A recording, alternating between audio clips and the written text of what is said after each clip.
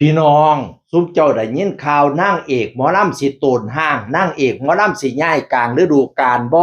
ยินข่าวแววๆมาอยู่ดิแววๆมาอยู่ดิจักเป็นผู้ใดแม่ข้อยก็บ่ฮู้คือกันพี่น้องเอ่ยแต่บอสโจแล้วออกมาเว้าจังซี่ล่ะบอสโจแล้วเว้าจักเว้าเกี่ยวกับอันนั้นบ่ก็บ่รู้เด้อแล้วโพสต์มาจังซี่ล่ะศิลปินเวียนว่ายตุยเกิดเก้าไปไม่มาเป็นเรื่องธรรมดาของวัฏจักรหมอลำแต่สิ่งที่ยืนหยัดนั่นก็คือองค์กร อืมเก่าไปใหม่มาเปลี่ยนหน้าเปลี่ยนตาเป็นวัฏจักรของวงการหมอลำแต่สิ่งที่ยืนหยัดอยู่คือองค์กรองค์กรจะต้องอยู่พี่น้องเอ่ยศิลปินคนไหนจะไปทางไหนไปทางไหนก็ตามสั่งองค์กรเราต้องอยู่เหมือนเดิมพนาวาจากหน่อยแล้วก็โพสต์อีกปง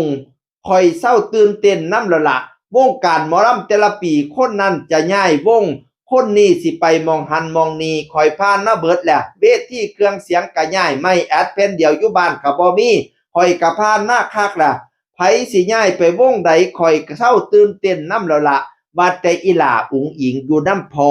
นางก็เว้าตลอดเด้ล่ะบ่ไปไสดอกสู่นำพ่อนี่ล่ะนางมีทุกมื้อนี้ก็ย้อนพ่อย้อนวงพ่อกับวงกับปังไปนำกันพลังนางก็ยู่ทรงบุญวาสนาเกื้อกูลหนุนคำนำทรงไปให้ปังๆ#สาวน้อยเพชรบ้านแพง#ให้ออกว่าซั่นว่าก็แม่นอยู่เดะล่ะเนาะมีน้องอุ๋งอิงก็ซอยดันสาวน้อยเพชรบ้านแพงสาวน้อยเพชรบ้านแพงก็ซอยดันน้องอุ๋งอิงให้น้องอุ๋งอิงหังมีหงยั่งเลี้ยงเดี่ยมจนฮอดซุมื้อนี้พี่น้องต่างคนต่างดันกันหลายคนไปเบิ่งสาวน้อยซุมื้อนี้ก็หลายคนก็บอกว่าไปเบิ่งอีหล่าอุ๋งอิงอยากเห็นอีหล่าอุ๋งอิงเสียนี่นะต่างคนต่างอยู่ต่างคนต่างดันกันพี่น้องผู้ใดสิไปได้ก็ตามสร้างแล้วว่าแต่อีหล่าอุ๋งอิงอย่าไปให้อยู่กับพ่อแล้วเว้าดีๆเด้บอสโจพี่น้องบัดนี้นี่พอวีก็มาอันแคปชั่นนี่แล้วพอวีก็เขียนโพสต์ว่าพ่อก็บ่ไปไสคือกันสิอยู่นำหัวหน้ามากตลอดไปจบแม่นบ่บอสโจพอวีก็บ่ไปไสสิอยู่กับหัวหน้ามากจบแม่นบ่บอสโจว่าซั่นถามบอสโจก็เลยมาเม้นตอบว่าระวังแต่การทำงานของเจ้าล่ะพ่อผมรู้ตนเจ้าอยู่ฝากทีมงานผู้บริหารวงศิลปินผู้ไทยอย่าหักค่าตัวอย่าหักค่าแรงอีพอแล้วหลายรู้ตนเล่าอย่าหักหลายร้องเพลงหลงแน่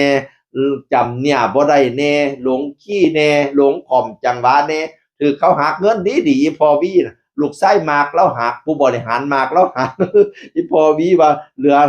650บาทพะนะว่านั่นน่ะเป็นกำลังแรงใจให้สู้ผู้สู้คนก็แล้วกันเด้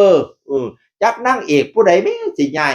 เขาเจ้าก็เว้ากันมาซากันมาอยู่ว่าสิย้ายวงหรือจะอะไรทำไมบุ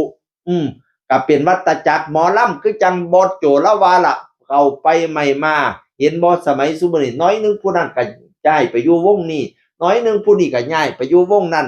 มันเป็นวัฏจักรหมุนเวียนอยู่จังซี่ล่ะพี่น้องเอ๋ยบ่คือสมัยแต่ก่อนเด้สมัยแต่ก่อนโอ้ยบ่ได้ย้ายกันง่ายๆสมัยซุมื้อนี้อุ้ยก็ผู้ลางคนหัวหน้าเพิ่นก็ใจกว้างถือว่าไปหาประสบการณ์เนาะก็แล้วแต่มุมมองมุมคิดพี่น้องเอ๋ยบอสโจแล้วก็ว่าเป็นธรรมชาติแต่ว่าผู้ใดสิไปได้ก็ตามสร้างว่าแต่อีหล่าอุ๋งอิงอย่าไปอีหล่าให้อยู่กับพ่อว่าซั่นว่านั่นน่ะมื้อเสียงอื่นคนเก่ามาเว้าสู่ฟังสวัสดีครับสวัสดีครับ